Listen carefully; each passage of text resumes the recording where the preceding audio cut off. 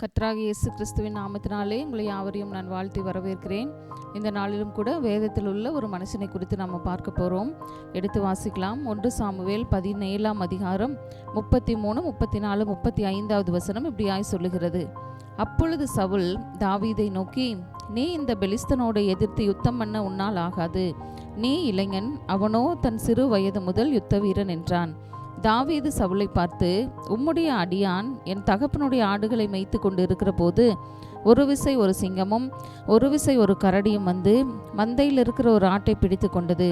நான் அதை தொடர்ந்து போய் அதை அடித்து அதை அதன் வாய்க்கு தப்புவித்தேன். அது என்மேல் பாய்ந்த போது நான் அதன் தாடியை பிடித்து அதை அடித்து கொன்று போட்டேன்.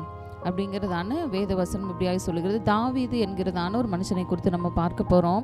அவன் இள வயதிலிருந்தே, சின்ன வயசுலேருந்தே யுத்த வீரன் கிடையாது. அவங்க அண்ணன்மார்கள் தான் சவுலோட யுத்தத்திற்கு கடந்து செல்கிறவர்களாக இருக்கிறாங்க. அவங்க அண்ணனை பார்க்க வரும்படியாய் அவன் அந்த கோலியாத்துடைய அந்த யுத்தத்திற்காக அவங்க வரும்போது தாவீது அவங்க அண்ணனை நலம் விசாரிக்கிறதுக்காக சாப்பிட்ற உணவுப் பொருட்களை கொண்டு வரான். அப்பொழுது அந்த பெலிஸ்தன் இஸ்ரவேலின் தேவனாகிய கர்த்தரை நிந்தித்து கொண்டு இருக்கிறான். அதை தாவீது பார்த்தோன்னே அவனுக்கு கோபம் வருது. நான் போய் இந்த பெலிஸ்தனோட யுத்தம் பண்ணுறேன்னு சொல்லி சவுல்கிட்ட கேட்கும்போது சவுல் சொல்லுவார், இவங்கெல்லாம் அவங்க சின்ன வயசுலேருந்தே யுத்த வீரன், நீயும் அப்படி அல்லன்னு சொல்லும் பொழுது அவன் சொல்லுவான், தாவீது, நான் ஒரு விஷயம் எங்கள் அப்பாவோட ஆடுகளை மேய்த்து கொண்டு இருக்கும்போது ஒரு விஷயம் கரடி வந்தது, சிங்கம் வந்தது, அவர் ஆட்டுக்குட்டியை கிழித்து விடுகிற வினமாய் நான் அதை கிழித்து போட்டேன் என்று சொன்னான். நீங்கள் பாருங்கள் பிரியமானவர்களே, ஆனால் அவங்க அண்ணன்மார்களுடைய அவங்க யுத்தத்துக்கு போகிறதான அவங்க பயிற்சி எப்படியா இருந்தது? தாவீதின் பயிற்சி காட்டுக்குள்ள ஒரு சிங்கத்தோடும் கரடியோடும் இருந்தது.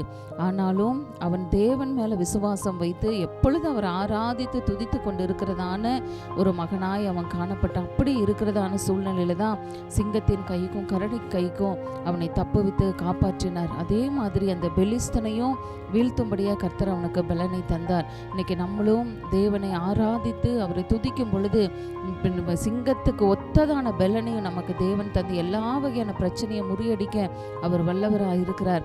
தாவீதை ஆண்டவரே சாட்சி சொல்லுவார், இவன் என் இருதயத்துக்கு ஏற்றவன் சொல்லி. தாவீது நாளுக்கு நாள் விருத்தி அடைந்தான், சேனைகளின் கர்த்தர் அவனோடு இருந்தார்னு சொல்லி நம்ம எல்லாம் பார்க்கிறோம். நிச்சயமாகவே நம்மளும் ஆராதனையில் பிரியப்பட்டு அவருடைய நாமத்தை இன்னைக்கு நம்ம மகிமைப்படுத்தி கொண்டிருப்போம் என்று சொன்னால், நம்மளையும் ஆண்டவர் நீ என் இருதயத்துக்கு ஏற்றவன், நீ எனக்கு இருதயத்துக்கு ஏற்றவள்னு சொல்லி அவர் நம்மளை பார்த்து மகிழ அவர் வல்லவராக இருக்கிறார். நீங்கள் யோசிச்சு பாருங்கள், எத்தனையோ பரிசுத்தவான்கள் இந்த வேதாகமத்தை எழுதினாங்க. ஆதியாக முதற்கொண்டு வெளிப்படுத்தல் சுவிசேஷம் வரைக்கும் நம்ம பார்க்குறோம். படித்தவர்கள், எத்தனையோ தொழில் செய்தவர்கள் இந்த வேதாகமத்தை எழுதினாங்க. ஆனாலும் சங்கீத புஸ்தகத்தை தாவீது எழுதினார். ஆடுகளை மேய்த்து கொண்டு இருக்கிறதான ஒரு மனிதன் சங்கீத புஸ்தகத்தை எழுதினார். அவன் ஆராதனை வீரனாக, ஏன்னா ஆண்டவருக்கு ஆராதிக்கிற துதிக்கிற பிள்ளைகள் மேலே ரொம்ப பிரியமாக இருக்கும். ஆராதனையில் பிரியப்படுகிற தேவன், அந்த ஆராதிக்கிற அந்த தாவீது எழுதின சங்கீதத்தை அவன் படிக்காத மேதையாக இருக்கலாம், ஆனால் அவன் ஆராதனை செய்கிறது நிமித்தமாய் அவன் எழுதின சங்கீதத்தை வேதாகம புஸ்தகத்தில் நடு பகுதியை கொடுத்து அவன் ஆசீர்வதித்த கனம் அவனுக்கு கொடுத்ததான கர்த்தர் இன்னைக்கு நம்மளும் ஆராதனையில் பிரியப்படுகிற பிள்ளைகளாய் நம்ம காணப்பட்டுன்னு சொன்னால், எல்லாரும் மத்தியிலும் நம்மளை கேவலமாய் ஏளனமாய் பேசுகிற மத்தியில் தேவன் நம்ம தலையை உயர்த்தி அபிஷேகத்தால் நிரப்பி நம்மளை வழிநடத்த அவர் வல்லவராக இருக்கிறார். நிச்சயமாகவே தாவீதை சிங்கத்தின் கைக்கும் கரடியின் கைக்கும் தப்புவித்த அதே கர்த்தர் இன்னைக்கு நம்ம ஆராதித்து கொண்டு இருக்கிறோம். எப்பேற்பட்ட பிரச்சனையாக இருந்தாலும் சரி, இன்னைக்கு உங்களையும் என்னையும் தப்புவிக்க அவர் வல்லவராக இருக்கிறார். அதுக்கு நம்ம செய்ய வேண்டிய ஒரே காரியம், தேவனை ஆராதிக்கணும், அவரை தொழுது கொள்ளணும். நிச்சயமாகவே ஒரு சிலர் பார்த்தீங்கன்னா ஆராதனைக்கு ஆலயத்துக்கு வரமாட்டாங்க. ஆராதனை முடியட்டும், செய்திக்கு போனால் போதுன்னு நினைப்பாங்க. ஆனால் அப்படி இல்லாதபடி நம்ம ஆராதனைக்கு முக்கியத்துவம் கொடுத்து நம்ம தேவனை ஆராதிக்கும் பொழுது அதில் தான் அவர் பிரியப்படுகிற தேவனாய் காணப்படுகிறார்.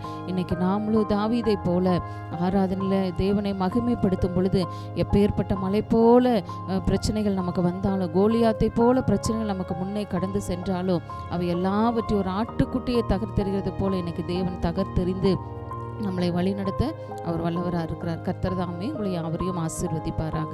ஆமென்.